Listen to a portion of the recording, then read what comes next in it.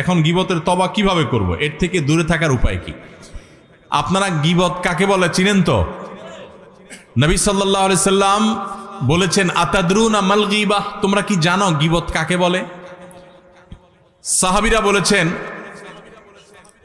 নবী সাল্লাল্লাহু আলাইহি সাল্লামকে, আল্লাহ এবং তার রাসূল ভালো জানেন। নবী সাল্লাল্লাহু আলাইহি সাল্লাম গীবতের সংজ্ঞা দিচ্ছেন যে গীবত হলো যিকরুকা আখাকা মা ইয়াকরাহুহু, তুমি কারোর পিছনে যদি এমন কিছু বলো যেটা তার সামনে বলে সে মনে কষ্ট পাবে, এর নাম গীবত। এখন একটা মানুষের সামনে বললে সে মনে কষ্ট পাবে, এটা তার পেছনে বলতেছেন, লোকটা এখানে নাই, তার অগোচরে আরেকজনের কাছে বলতেছেন, এটার নামে কি? গীবত। এখন যদি সেই দোষটা তার মধ্যে থাকে তাহলেও কি গীবত হবে? কি বলেন? গীবত হবে। আমাদের দেশে যারা গীবত করে সবাই কম বেশি গীবত অনেক সময় হয়ে যায় আমাদের দ্বারা, আল্লাহ আমাদের মাফ করুন।